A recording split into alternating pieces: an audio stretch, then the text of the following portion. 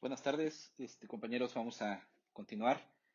Les había comentado, en esta ocasión vamos a iniciar con el último tema de la unidad 3, que es referente a la compensación reactiva, o pues también la corrección del factor de potencia. Esto a través del uso de un motor síncrono con sobreexcitación, como ya lo vimos, de manera que el exceso de corriente de campo sirve para generar corriente reactiva, la cual se inyecta al sistema eléctrico y funciona como compensación reactiva. ¿De acuerdo? Ahí en la imagen ustedes ven un par de generadores eh, inductivos o en este caso capacitores síncronos, los cuales compensan, pero un gran sistema eléctrico, ¿no? Estos son máquinas pues muy grandes de miles de kVA, ¿ok? De MVAs, lo cual normalmente se ubican en una central generadora y compensan un sistema de forma global, no nada más por ejemplo, en una sola industria o en un pequeño comercio, ¿no? Estos normalmente se utilizan para compensación reactiva, pero a gran escala. Ok, ya lo había comentado en algún video, si no mal recuerdo, pero bueno, lo tomamos aquí. Los generadores los generadores síncronos, ¿ok? Un generador síncrono puede servir o se puede conectar como capacitor síncrono. En este caso, al menos aquí en México, las unidades generadoras pueden conectarse o reconfigurarse para que funcionen como capacitor síncrono. Ustedes recordarán la manera en la que un generador se motoriza, ¿verdad? Tenemos que cambiar los intervalos de voltaje a los que se conectan a un bus, a un sistema eléctrico, para que el generador se comporte como una carga en realidad. Solamente que esta carga, cuando lo vamos a utilizar como elemento para compensación reactiva, pues es una carga que no va, que va a quedar flotando, es una carga prácticamente nula, porque no va a convertir esta máquina la potencia eléctrica en mecánica. Simplemente va a estar girando, pero generando corriente reactiva. Bueno, en México, para que un generador pueda funcionar como un condensador síncrono, tiene que ser una máquina de al menos 100 MVAs. ¿Ok? Y se puede configurar como condensador síncrono. Esto lo hacen la mayoría de las centrales generadoras en nuestro país. ¿Ok? Sobre todo las termoeléctricas, las que utilizan turbogeneradores, debido a la facilidad que tenemos para el incremento de la velocidad, si así se requiere, ¿no? Para cambiar parámetros de voltaje. ¿Ok? Bueno, seguimos. La teoría para corregir el factor de potencia ustedes ya la deben de saber si ya llevaron circuitos eléctricos, ¿sí? Hay una manera para calcular, lo vamos a recordar un poquito, vamos a hacer un ejemplo y ya ahí nos vamos a enfocar a la aplicación, pero ya en este caso con el motor síncrono. Bueno, la compensación reactiva es la corriente reactiva que requieren las cargas inductivas, las cargas que utilizan embobinados para su funcionamiento, que son prácticamente los grandes consumidores. Ya lo comentábamos al inicio del curso, si no mal recuerdo.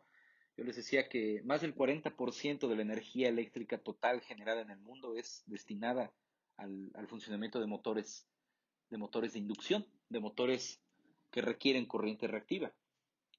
¿Ok? El otro 60-50% pues se divide en todas las demás cargas, ¿verdad? Así que, bueno, yo siempre lo digo, prácticamente toda la energía eléctrica se genera para que funcionen los motores, ¿no? No hay más porque los motores están presentes en cualquier parte de nuestra vida moderna, ¿no? Desde pequeñas aplicaciones hasta grandes consumidores. Bueno, las cargas inductivas requieren de un campo magnético que no está previsto, que no está generado por una corriente directa, ¿ok?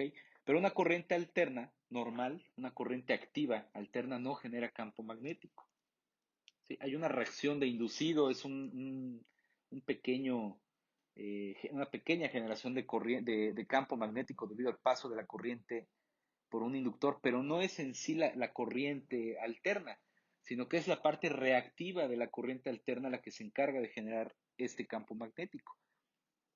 ¿Ok? Bueno, ese campo es necesario para que funcione una carga. No es ruido, no es contaminación eléctrica, es un mal necesario.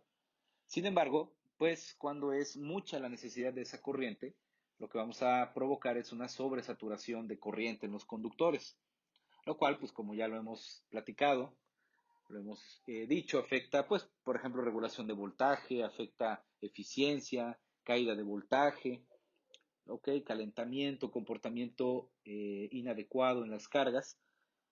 Por lo tanto, pues las compañías suministradoras de energía eh, piden, ¿verdad?, a los usuarios que se tenga un control sobre el consumo de reactivos y pues como lo hacen, la mejor manera es cobrándonos, ¿verdad?, a través de una penalización.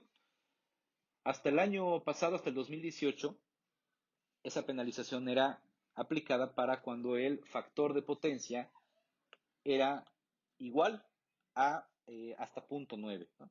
Cuando el factor de potencia era menor de 0.9, teníamos como resultado una penalización. Esa penalización podía llegar a representar hasta el 25% de la factura.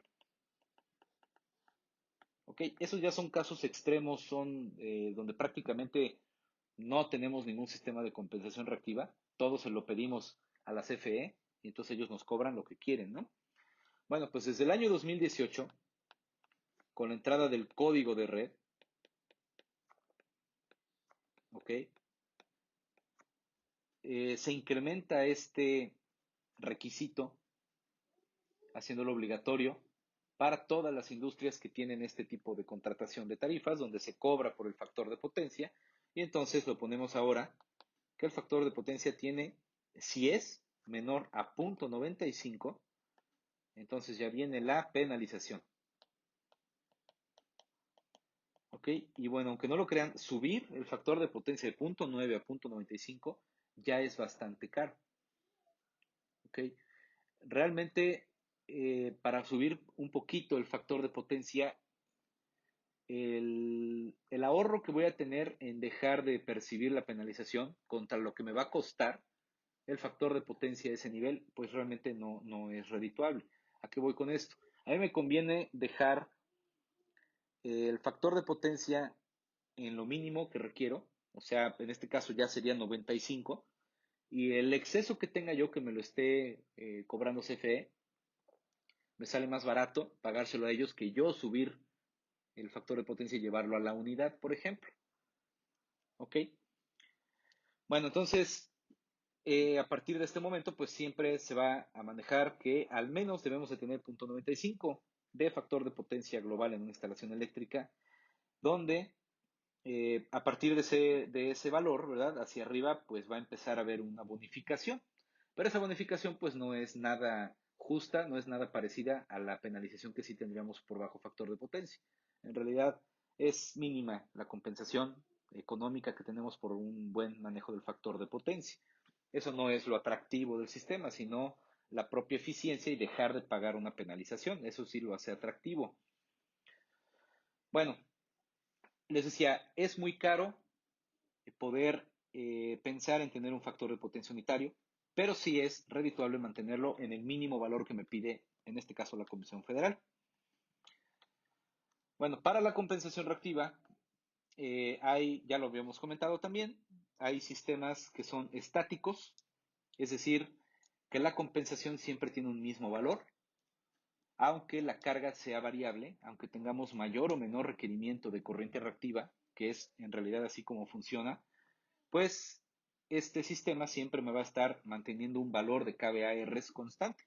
O sea, si yo lo compro de 30 kVAR, pues 30 kVAR siempre me va a estar inyectando a la red de forma constante, aunque yo en algún momento del día no utilice 30 y utilice nada más 10. ¿Ok? ¿Eso qué causa? Pues también una sobresaturación en los conductores, pero en sentido inverso, ¿verdad? La corriente reactiva es una corriente oscilante, una corriente que está presente en los conductores y que siempre se mueve entre la fuente y la carga. Puede tener o cambiar su dirección cuando la carga emite esa corriente reactiva o cuando la carga consume la corriente reactiva cambia la dirección. Esa corriente oscilante pues también genera calor y genera pérdidas en los conductores. Ok, la manera, les decía, cuando es un banco de capacitores o un capacitor que es estático, pues es constante la corriente reactiva que va a estar transformando, que va a estar generando, pero cuando es dinámico, en este caso el sistema de compensación, pues se ajusta al nivel del factor de potencia que nosotros lo hayamos programado. Yo le puedo decir al sistema, requiero que siempre seas 0.9, ¿ok? Y entonces, si tengo mayor consumo de reactivos, pues el banco de capacitores, digamos que se conecta a plena carga, de manera que me compensa todo lo que yo requiero. Y si tengo una carga muy pequeñita, inductiva, pues el capacitor se conecta a ese nivel de carga para mantener constante el factor de potencia. Estos son obviamente los mejores que hay, pero son los más caros. Así que es importante evaluar a través de los recibos del consumidor, ¿verdad? Y si se puede hacer una buena medición en el lugar para saber si la compensación tiene que ser, digamos.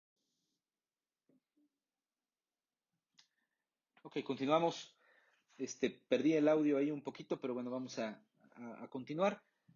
Les decía, en el caso de el triángulo de potencias, bueno, es importante hacer la compensación a través de la conexión de un capacitor, ¿sí? Aquí veíamos esta imagen donde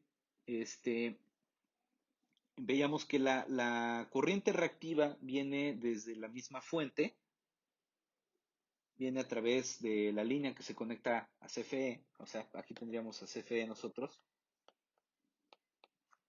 ¿sí? Ellos nos estarían proporcionando tanto la corriente efectiva como la corriente reactiva, ¿sí? La suma fasorial de ambas corrientes pues estaría contenida en el conductor o en la línea, ¿ok? Lo que hace que quede sobresaturado ese conductor porque realmente la corriente que se ocupa para un trabajo pues es esta, la efectiva, ¿ok? Entonces, ¿cuál es el, la forma de corregir esto, de evitar que suceda esta sobresaturación? Pues es con algo como esto, ¿verdad? Aquí voy a ir borrando las imágenes. La corriente reactiva la va a seguir utilizando la carga, no la podemos eliminar, pero se la voy a proporcionar a través de un medio adicional, que sería ese capacitor. De manera que los conductores quedan aliviados de esa sobrecarga. Esto es más energéticamente viable que pedírselo todo a la CFE. ¿Ok? Aquí hablamos de un capacitor, pero podemos hablar también de un motor síncrono con sobreexcitación. ¿Ok? Al final es la misma corriente, efectiva más reactiva. Sin embargo, la reactiva viene de un medio que no es CFE, que no me sale tan caro y que energéticamente es más viable. ¿Ok? Aquí entenderlo de otra forma. Al motor le ingresan kilowatts y kVARs, ¿verdad? Esto de acá sería la fuente, o sea, CFE, ¿sale? Y de la otra forma, pues esto es CFE con un menor aporte de corriente reactiva, ¿sí? Y el restante, que sería para quedar al menos en el límite que CFE me pone, pues se lo voy a proporcionar a través de un capacitor. Esto es lo energéticamente más viable. ¿Sale? Bueno, vamos a entender qué pasa cuando un conductor está sobresaturado, para que entiendan ustedes qué tanto es realmente esa sobresaturación de un conductor cuando tenemos un mal factor de potencia. Elimino esto porque luego les paso los apuntes. Aquí tenemos un sistema, en este caso tenemos factor de potencia desde 0.4 hasta 100%. Vean, en el caso de que el factor de potencia sea 1, no hay un aumento en la corriente, ¿verdad? En la tercera columna, el tamaño del conductor pues es del 100%, lo que se requiere, únicamente lo dimensionamos con el valor de la corriente activa, de la corriente real, y entonces pues no hay un aumento en las pérdidas. Las pérdidas que hay en los conductores son las relativas únicamente a la corriente nominal que circula por él. Eso no lo puedo evitar. Pero vean qué pasa, por ejemplo, a un extremo me voy a un factor de potencia de 0.8. La corriente se incrementa en un 25%, ¿ok? Las pérdidas, recuerden que es un valor de I cuadrada R, entonces sube de 25 a un 56% las pérdidas por un factor de 0.8. Ahora vamos a un extremo, al último que es el 0.4. Eso, 0.4 sucede cuando un motor arranca, normalmente tiene un factor de potencia entre 0.2 y 0.4. Por eso el excesivo valor de corriente que tenemos al arranque en un motor. Fíjense, la corriente se incrementa el 250%, o sea, hay un 150% de incremento. Eso se va al cuadrado, I cuadrada R, y tenemos pérdidas en los conductores relativas al 625%. ¿Ok? 625% de pérdida en el conductor. Eso ténganlo bien, bien claro para que entendamos por qué es importante tener siempre un factor de potencia bien calculado y poder no tener este problema de un aumento en la corriente de los conductores y tener un sistema energéticamente pues, por los suelos, ¿no? En este caso, ya les decía, puede haber diferentes tipos de compensación. Podemos tener una compensación central, es decir, donde estamos compensando todo el transformador de nuestra instalación eléctrica, o donde podemos tener compensación individual a través, por ejemplo, aquí de motores, en grupos, varios motores o varias islas, ¿verdad? O líneas de producción, por ejemplo, que tengan su propia compensación, o ya, finalmente, la que va directamente en el secundario del transformador. Bueno, para recordar las fórmulas, de acuerdo a este diagrama que tengo acá, ¿sí?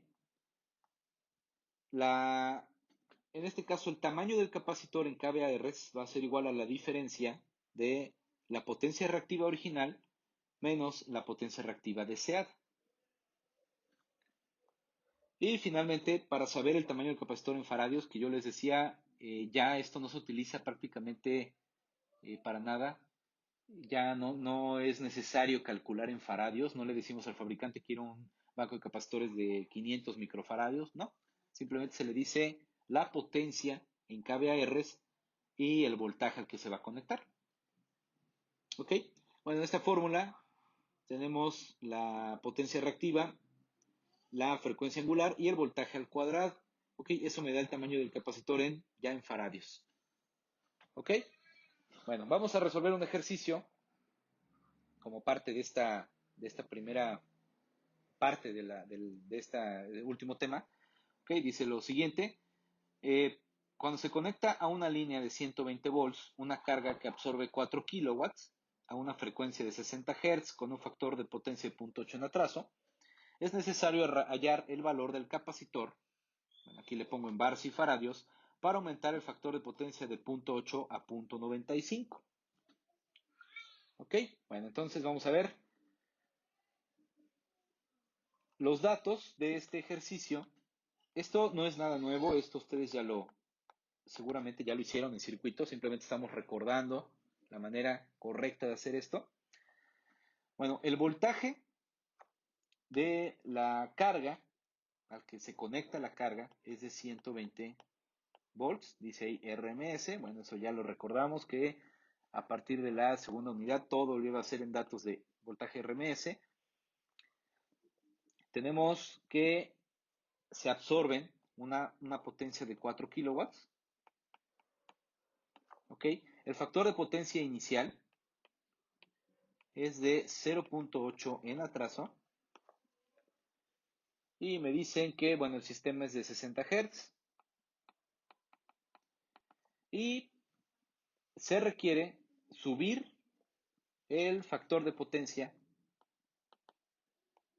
a 0.95, ¿verdad? Que coincide con el valor que les decía, a partir del cual de ahí hacia abajo empieza a haber una penalización importante por parte de la CFE. ¿Ok? Bueno, entonces, ¿qué es lo que tenemos aquí? Voy a trazar un primer triángulo de potencias. ¿Ok? La disposición del triángulo es hacia abajo porque estamos hablando de potencia que se le va a requerir a la carga. ¿Ok? O de potencia que va a venir de una fuente de potencia reactiva. no que viene de la fuente normal, en este caso por parte de la CFE. ¿Sí? Un triángulo hacia arriba es como que absorbe corriente reactiva y el otro hacia abajo quiere decir que estamos eh, proporcionando potencia reactiva, ¿no? En lugar de consumirla. Bueno, este sería este triángulo lo equivalente al factor de potencia 1 o inicial, ¿verdad? Ahora, aquí tengo una potencia activa de 4 kilowatts. Por aquí tengo el valor de la potencia reactiva inicial. Y aquí tengo el ángulo teta, que para un factor de potencia de 0.8, ya lo hemos hecho muchas veces, equivale a 36.87 grados. ¿Ok? Si tienen dudas, lo calculamos. Coseno inverso de 0.8, ¿verdad? 36.87 ya redondeado. Bueno, entonces con esto podemos calcular cuánto vale la potencia reactiva inicial de mi sistema. Ok, bueno, sabemos que la tangente de teta, ¿sí? Es igual a cateto opuesto, que sería Q1, sobre cateto adyacente, que serían los 4 kilowatts. ¿Ok? De tal manera que Q1 es igual a 4 por la tangente de 36.87 grados.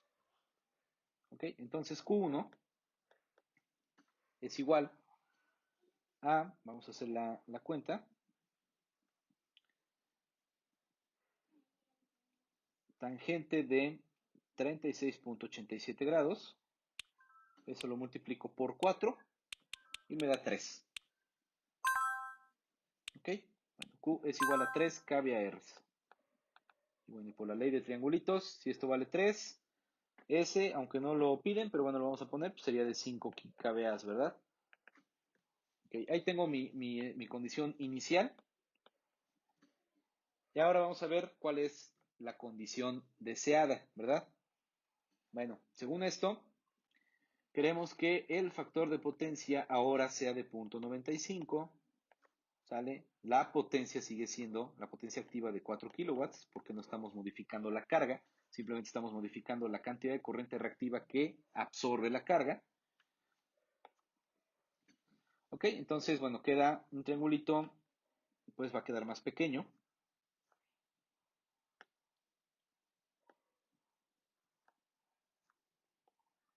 Al anterior, ¿verdad? Aquí sigue habiendo 4 kilowatts. Esta sería Q2. Bueno, el ángulo teta, vamos a ver cuánto vale. En este caso, teta sería el coseno inverso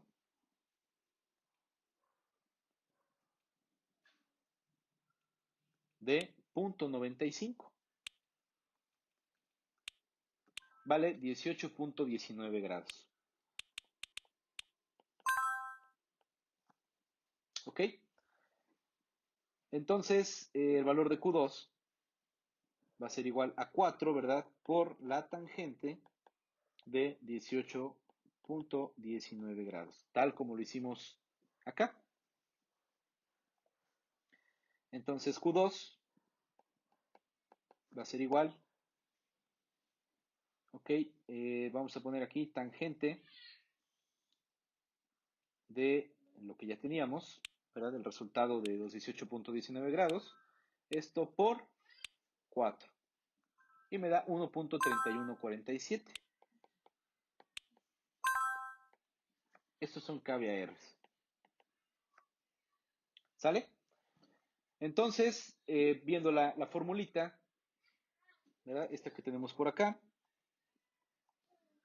me dice que el tamaño del capacitor es Q1 menos Q2. Lo que tengo menos lo que quiero obtener, ¿verdad? Entonces, vamos a poner por aquí el valor del capacitor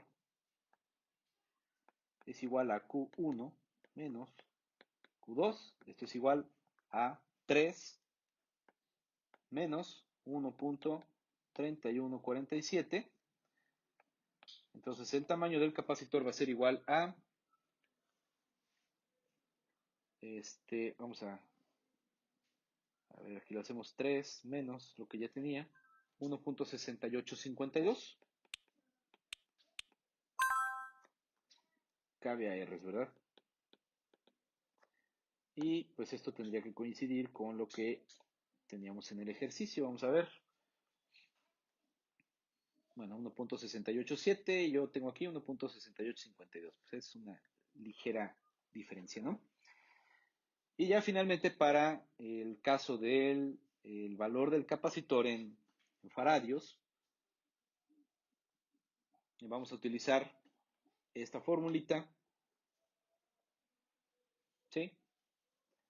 Que dice, en este caso, el valor del capacitor, C, ¿verdad? Es igual, dice a QC, que es lo que acabamos de calcular, 1.6852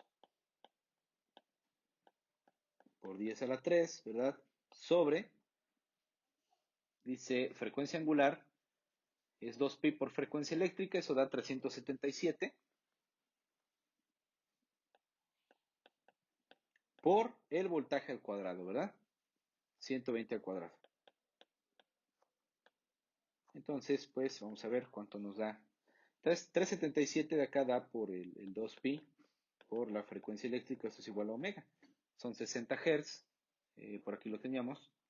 60 por 2pi me da 377. ¿Sí? 60 por 2 por 3.1416. Ok, 376.99, 377. Es un valor prácticamente constante, ¿no?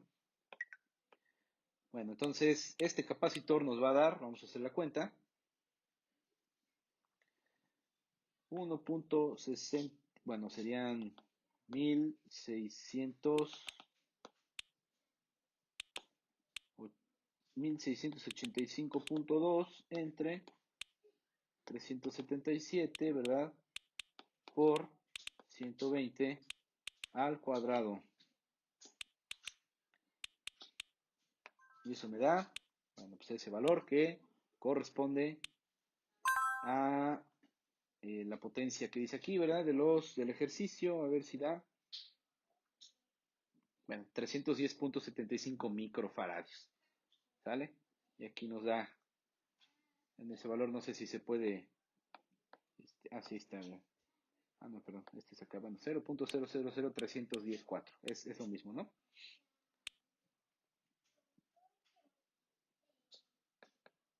Eh, ¿Qué eran microfaradios? Milifaradios, microfaradios, ok. Microfaradios. ¿Sale pues? Bueno, compañeros, para terminar esto, es un poquito, no es laborioso, ¿no? Son muchas operaciones las que hay que hacer para encontrar ese valor de potencia, que es este al final el que nos importa. O sea, yo le tendría que decir al fabricante, necesito un banco de capacitores de 1.68 kVAR que trabaje a 120. Entonces, seguramente no me pueden fabricar uno de 1.68, pero me va a decir, ¿sabes qué? Tengo uno de 1.7 o tengo uno de 2, ¿verdad? Ya valores comerciales para poder realizar la compensación reactiva. ¿Sí? Otra forma que mañana, bueno, el día viernes les voy a enviar otro material donde vamos a trabajar con una tablita para hacer esto de la corrección del factor de potencia, pero algo directo es una fórmula que la voy a poner así. ¿Sí? La potencia del capacitor va a ser igual a la potencia del sistema multiplicado por la diferencia de tangentes.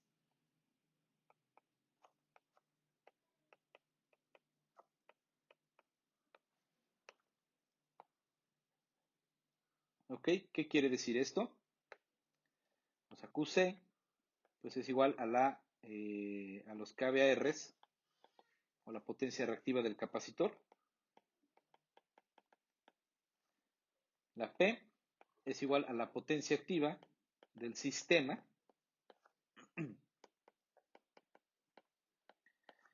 Teta 1 es lo equivalente al factor de potencia actual. Perdón ahí. Y teta 2 es igual al factor de potencia deseado. ¿Ok? Entonces, bueno, aquí se facilita más El cálculo, decimos, ¿verdad? Vamos a retomar el ejercicio pasado. Es igual a 4 multiplicado tangente de teta 1. Aquí sería la tangente de 36.87 menos la tangente de 18.19 grados. Y pues ya, nos da el resultado, ¿verdad?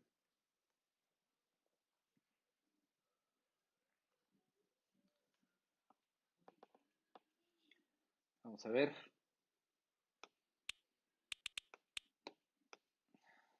Tangente de 36.87 sale menos la tangente de, perdón, aquí de 18.19. Eso me da ese valor. Lo multiplico por 4 y ahí está, 1.6856 kVARs. ¿Vale? Ya sin meterme más en otro tipo de análisis, ¿no? Bueno, compañeros, simplemente estamos recordando cómo calcular un capacitor. Es exactamente la misma forma que lo vamos a hacer, pero bueno, ya aplicado un modelo, un ejercicio que tenga que ver con motores síncronos. Pero este es el procedimiento. Bueno, les envío el material y seguimos en contacto. Cualquier duda, recuerden, ya saben por dónde me pueden localizar. Les voy a enviar por ahí un ejercicio para practicar esta parte, por favor. Me lo tienen que entregar el día viernes. Es muy sencillo, es así como en 10 minutos lo tienen, ¿vale? Bueno, que tengan excelente tarde. Saludos.